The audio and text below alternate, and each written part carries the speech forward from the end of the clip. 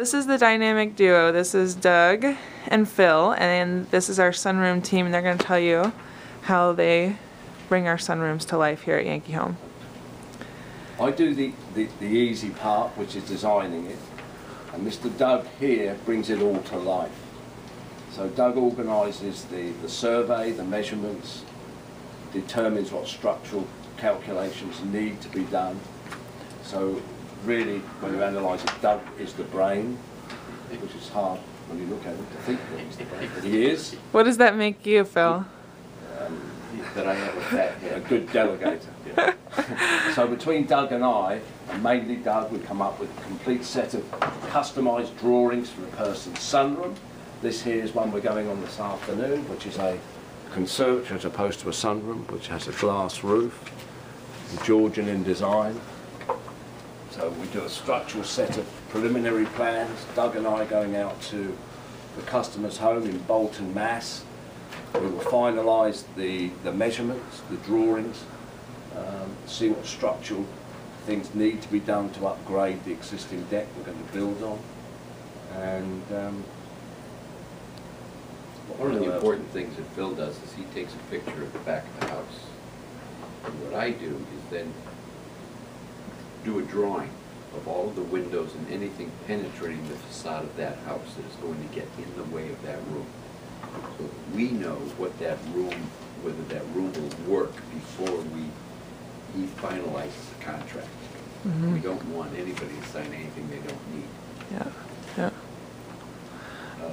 yeah. Do most people who are doing sunrooms have this much of forethought before they actually do it? No, it's a set size. They'll design, in inverted commas, the room for you, which suits them, not what suits you. So it's a standard size room, 12 by 12, 14 by 11, whatever it is, and it has to work. Mm-hmm. So literally every sunroom that you guys do is different. There's no two that are identical. Right. Very unlikely. Very unlikely. In most cases, what has to happen is the deck or the base for that has to be reinforced. And we have to get that approved by the town. We have all of those approvals before the room is ordered. Mm-hmm. We want to know that we can build that room. Mm-hmm. So obviously you guys put a lot of thought into this. Someone who doesn't know anything about this, what would be some questions that maybe they could ask the person who's designing their sunroom to get a sense for if they're actually thinking about all the things that you guys are thinking about? I think a lot of it is people buy people. And if you get a feel-good factor with somebody and you trust them, you've got to go with it. But the red flags are, Mr. and Mrs. Smith, we don't really need a permit for this. So that's the first thing. The reason they don't want to get a permit is their product won't comply to energy codes. They don't want to upgrade the deck. They don't want to build a knee wall. They want to build something that suits them, not that suits you. Mm-hmm, mm-hmm. What do you think, Doug?